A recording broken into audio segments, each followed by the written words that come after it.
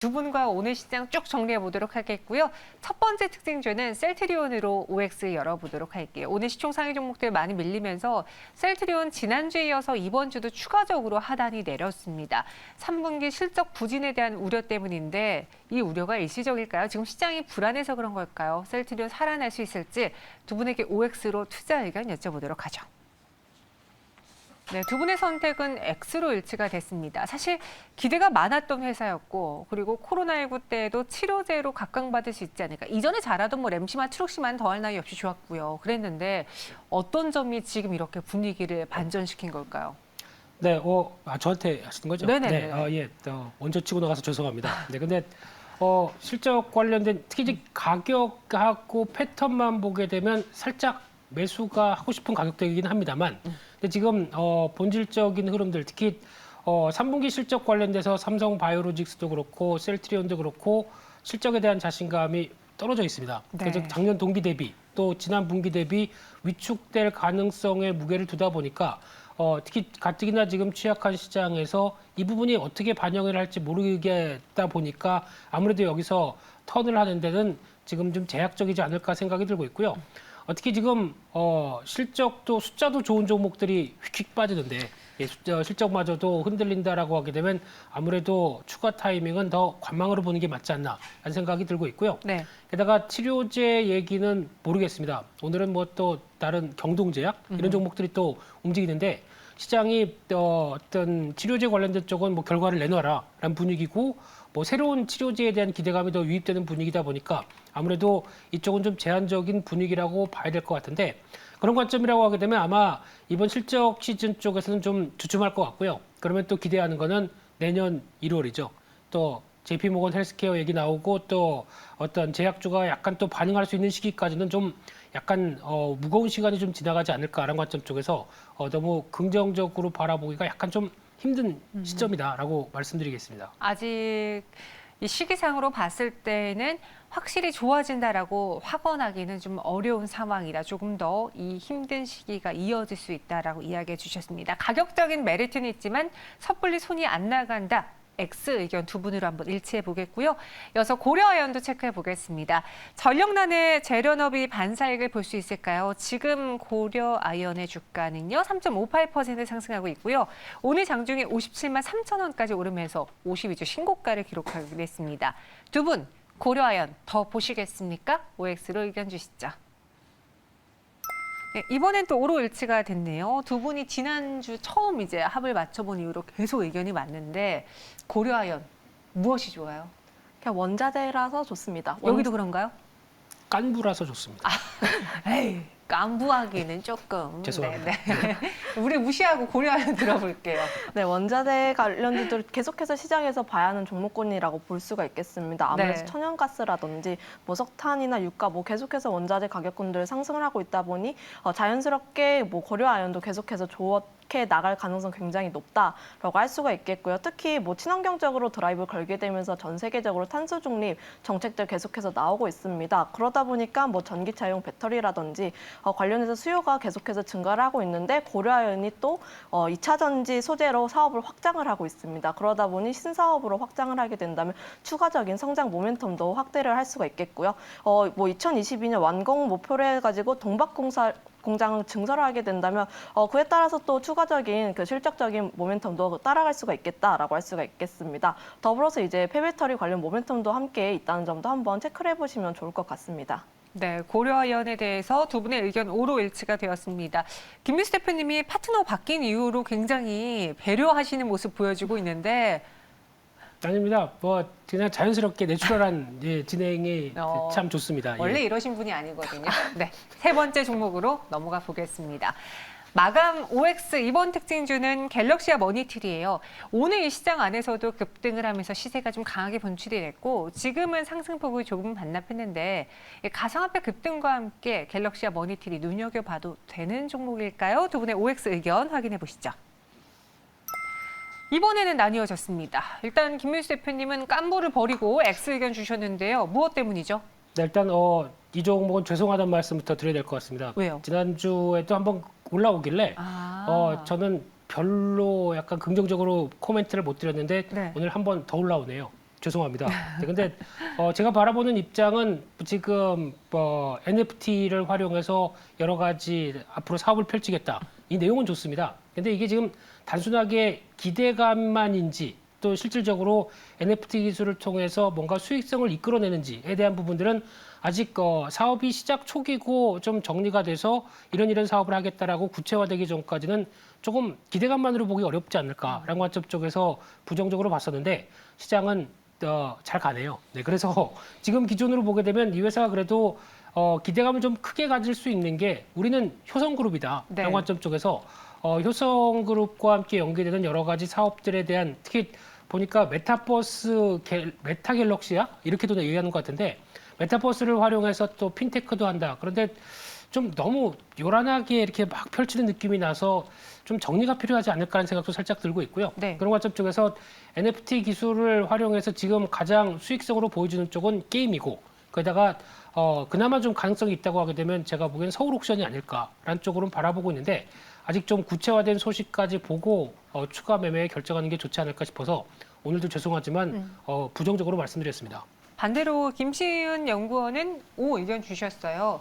그 NFT에 대한 기술력을 더 좋게 보시는 건지요? 앞으로의 성장성에 대해서 더 좋게 보고 있는 상황입니다. 네. 아무래도 뭐 NTF 같은 경우에는 앞서 말씀드렸다시피 메타버스로 활용이 굉장히 높게 되고 있습니다. 제가 가장 크게 보고 있는 점이 메타버스의 활용도라고 할 수가 있겠는데요. 뭐 현재 같은 경우는 그림 경매라든지 게임 관련해 가지고밖에 활용이 되지 않겠지만 메타버스 같은 경우는 이제 시장 성장성이 10년 동안 앞으로 크게 될 것이고 앞으로도 그것 때문에 메타버스 관련주들 굉장히 크게 나타나고 있는 상황입니다. 그런 상황에서 이제 NTF를 메타버스에다가 결합하고 하게 된다면 앞으로도 이제 NTF도 더 크게 활용도가 높아질 가능성이 굉장히 높다라고 할 수가 있겠고요. 그렇기 때문에 대기업도 그런 점을 눈여겨보고 투자를 하고 있다라고 보고 있습니다. 뭐 삼성전자라든지 네이버나 카카오 같은 대기업들이 일단 투자를 했다는 것 자체가 일단 그 시장에 대한 성장성과 그리고 확장성에 대해서 크게 보고 있다는 점이기 때문에 저는 그 앞으로의 성장성에 대해서 뭐 크게 보고 있기 때문에 뭐 괜찮게 보고 있다라고 할 수가 있겠습니다. 네, 갤럭시와 머니트리는 두 분의 의견이 나뉘어졌습니다. 성장성이냐, 아직은 조금 더 확인해야 되냐, 이 관점 차이니까요. 갖고 계신 분들 한번 잘 참고해 보시기 바라겠고요. 이번에는 실시간으로 와 있는 상담을 좀 도와드려 볼게요. 한국전자인증에 대해서 여쭤보신 분이 있습니다. 토스 7범 이후에 왜 주가가 밀릴까요? 이 이벤트는 사라진 걸까요? 라고 글을 올려주셨는데요. 한국전자인증 최근에 주가 흐름 보시면 오늘도 5% 좀 넘게 밀리고 있고 이전에 이 토스 열풍으로 인해서 상승했던 그 기대감을 다 반납한 주가인 것 같아요. 이슈 소멸로, 재료 소멸로 봐야 될까요, 대표님? 네, 이런 종목들이 조금 어렵죠. 특히 네. 같은 관련주로 움직이다가 한번 이제 계속 그 사업들은 진행하는데 홀로 이제 주가가 좀 부진하게 나오는 현상들이 나오다 보니까 참 대응하기 어려운데 근데 또 이틀 전에 보다 보니까 장대 음봉이 나오면서 약간 가격 메리트는 완성이 된 것 같습니다. 근데 여기서 중요한 거는 가격적인 변화 이후에 추가적인 또 매수세가 모이기가 좀 힘든 시장 분위기이기 때문에 좀 더 주춤하는 것 같고요. 이런 패턴 쪽에서는 아마 어떤 반전 신호가 나오기 전까지는 조금 더 무거워지지 않을까라는 관점 쪽에서 혹시 만약에 보유하고 계시다고 하게 되면 한 30%는 팔았다가 네. 다시 어느 정도 안정권 나왔을 때 제 단가를 맞춰가는 전략들이 어떨까라고 조심스럽게 말씀드리고 싶습니다. 네, 알겠습니다. 이렇게 한국전자인증까지 알아봤고요. 마지막으로는 두 분이 직접 들고 온 종목을 전해드리도록 할게요. 오늘 마감에 산다 키워드부터 보시면요. 김민수 대표님은 바로 소외된 금융주에 주목하고 있고 김신 연구원은 에너지에 주목하고 있습니다. 에너지 이야기 많이 들어봤는데 과연 두 분은 어떤 종목을 갖고 왔을지도 이어서 바로 체크해 보도록 할게요. 리드코프와 S-오일. 리드코프는 그렇네요. 금융주라고 했을 때 우리는 전통적인 뭔가 안정적인 배당도 주고 시장의 해지 역할을 할 수 있는 은행주, 금융주 쪽으로 봤는데 리드코프를 좀 소외하긴 했네요. 그 대부업도 금융주죠? 그렇죠. 네, 그런데 좀 약간 무서운 느낌이 나는 네, 금융주. 개인적으로 저는 그래요, 조금. 네, 그렇죠. 네. 네, 근데 그냥 대부자 빼고 앞에 대자만 얘기하면 대출 관련된 업무라고 보시면 될 것 같은데 특히 이번에 금융권에서 대출을 뭐 총액 한도도 두면서 제한을 둡니다. 그러면은 상대적으로 급전이 필요했을 때 어쩔 수 없이 또 가야 할 수밖에 없는 이런 수요도 좀 늘어난다고 보게 되면 수혜라고 봐야 될 것 같고요. 또 하나 지난 기사를 보게 되면 우수 대부업체한테 1금융권에서 자유 자금을 조달할 수 있게 만들어줬습니다. 그렇다는 얘기는 지금까지는 이런 대부업체들이 자금 조달할 때 CB라든가 아니면은 제2저축은행 쪽을 제2금융권을 활용해서 자금을 조달하다 보니까 조달 비용이 높았죠. 근데 지금 1금융권으로 그런데 중요한 건 우수업체입니다. 네. 네, 우수업체 쪽으로 하기 시작하게 되면 평균적으로 2%포인트 정도 떨어진다고 합니다. 그럼 그만큼 수익으로 잡히겠죠.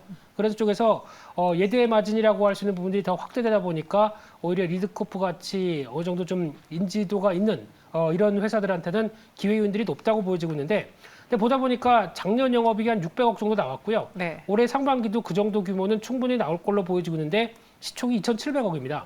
싸죠. 그렇게 관점이기 때문에 괜찮은데 앞서 배당 얘기하셨는데 작년 배당을 800원 줬습니다. 계산하게 되면 한 7.5% 그렇네요. 정도 나오죠. 그러다 보니까 근데 이제 반기 그러니까 1년에 2번 주다 보니까 이번에는 하나만 해당된다고 하더라도 여전히 배당 메리트는 작년부터 좀 바뀐 정책이다라고 하게 되면 좀 더 챙겨봐야 될 금융주의 한 좀 소외된 섹터가 아닌가 생각이 들고 있습니다. 그래서 리드코프 이야기해 주셨습니다. 배당도 생각보다 많이 주네요.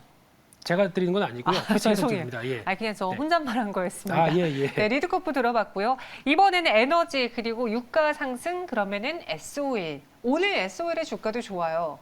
네, 오늘 주가 상승 굉장히 잘 하고 있습니다. 뭐 네. 저번 주에 빠졌던 이유가 이제 미국에서 이제 비축유 관련 이벤트로 인해서 주가가 조금 빠지는 모습을 보여줬으나 뭐 이제 계속해서 공급난 같은 경우에는 지속적으로 나타날 것이고 앞으로도 유가는 계속해서 상승할 것이다라는 이야기가 계속해서 나오고 있기 때문에 다시 한번 상승을 하고 있는 모습을 보여주고 있습니다. 그러나 이제 뭐 앞으로도 전망 같은 경우는 단기적으로는 $100 그리고 중장기적으로는 뭐 2025년에는 $190까지 갈 것으로 전망을 하고 있기 때문에 유가는 계속해서 고공행진을 할 것이다라고 전망을 하고 있고요. 그렇기 때문에 뭐 유가가 상승하기 때문에 이제 앞으로도 계속 유가 관련주들 계속해서 관심 있게 봐야 한다는 관점으로 한번 가지고 왔습니다. 네, SOL 국제유가 상승으로 정제마진 실적을 기대해 보겠다 이야기해 주셨습니다. 두 분의 마감에 산다 종목까지 들어봤고요. 오늘 정리해 볼게요. 삼성이 7만 원 선 밑으로 내려와서 6만 9천 원도 장중에 내주는 모습을 보였습니다.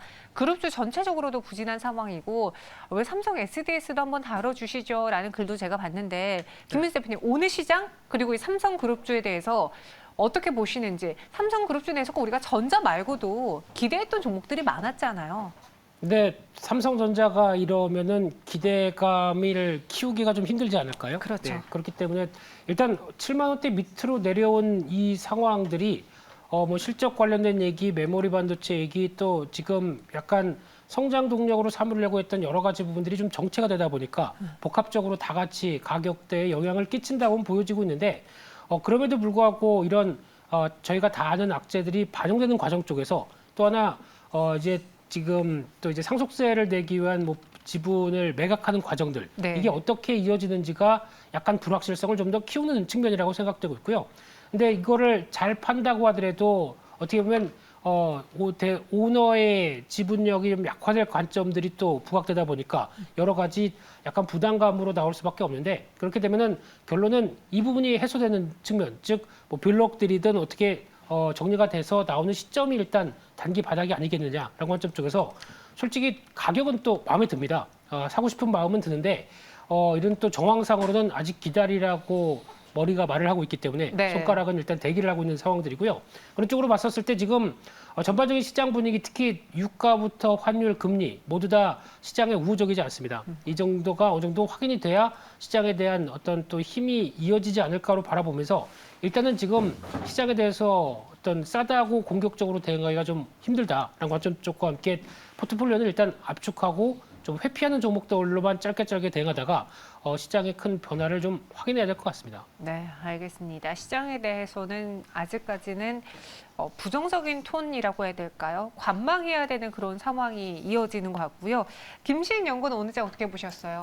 오늘 장도 뭐 시장의 지지와 바닥 확인이 필요한 시장이다라고 할 수가 있겠습니다. 아무래도 뭐 상승을 할 수 있는 여력이 충분하지가 않고 바닥이 확인되고 있지 않기 때문에 계속해서 지금 주가가 눌리고 있는 상황이라고 볼 수가 있겠고요. 더군다나 이제 테이퍼링이라든지 인플레이션 관련해 가지고 외부 요인을 지속적으로 확인해야 할 필요성이 있겠습니다.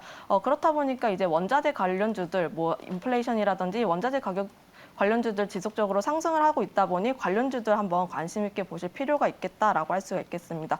더군다나 이제 뭐 경제 지표라든지 뭐 혼조세가 나타나고 있긴 하지만 경제 회복 움직임이 계속해서 나타나면서 뭐 관련주들 관심 있게 보아야 할 필요성이 있겠다라고 할 수가 있겠고요. 더불어서 이제 환율 상승에 따라서 수급적인 움직임도 확인할 필요성이 있겠다라고 할 수가 있겠습니다. 기준금리가 동결하게 되면서 환율이 상승할 가능성이 굉장히 높다라고 할 수가 있습니다. 환율을 상승을 하게 된다면 외국인들의 수급적 이탈이 나타날 것으로 전망을 하고 있는데요. 그렇게 된다면 외국인 비중이 높은 뭐 종목군들에 대해서는 투자에 유의를 해야 할 필요성이 있겠다라고 할 수가 있겠고요. 그리고 더불어서 이제 개별주 시장 지속적으로 나타나고 있는 상황이라고 할 수가 있겠습니다. 특별하게 뭐 주도적으로 나타나고 있는 섹터는 뭐 에너지 관련주들 뭐 이렇게 나타나고 있습니다. 그렇기 때문에 개별주 시장이나 뭐 개별적인 이슈에 의해서 이제 움직이고 있기 때문에 단기 트레이딩 관점이라던가 아니면 현금 비중을 확대를 해가지고 시장 바닥 나왔을 때 다시 한번 들어가는 것도 좋지 않을까라고 말씀을 드려보도록 하겠습니다. 네, 두 분의 의견 들어봤습니다. 사실 지난주 금요일까지만 해도 시장이 어느 정도 하락 충격을 이겨냈고 반등하려는 낌새가 보인다. 잘 주말과 연휴 기간에는 아무 일 없었으면 좋겠다고 저희가 마무리했던 기억이 있는데 일단 오늘 시장 또 충격을 받고 있어요. 원달러 환율이 1,199원까지 올라왔고요. 이번 주 우리는 계속해서 현금 확보를 목표로 해봐야 될까요? 현금 확보가 목표가 아니라 네. 시장에 견디는 계좌를 만들기 위해서 필요한 게 현금이다라고 바꿔서 정해야 되지 않을까 싶은데 기회를 노리기 위한 현금이 필요하다. 그렇죠. 예, 근데 뭐 말장난도 아니고 죄송합니다만, 네, 근데 지금 워낙 시장이 위축돼 있는데 어떤 턴할 만한 요인들이 보이지 않는다라는 관점 쪽에서 그냥 지금 너무 공격적으로 대응했다가 다음에 한 번 더 흔들리게 되면은 대응할 수 있는 여력이 없다라는 관점을 생각하시면서 좀 일단 시장에 좀 여유를 또 같이 가져가야 되지 않을까 생각 들고 있습니다. 알겠습니다. 두 분의 이야기는 여기서 마무리해 볼게요. 오늘 설명 고맙습니다.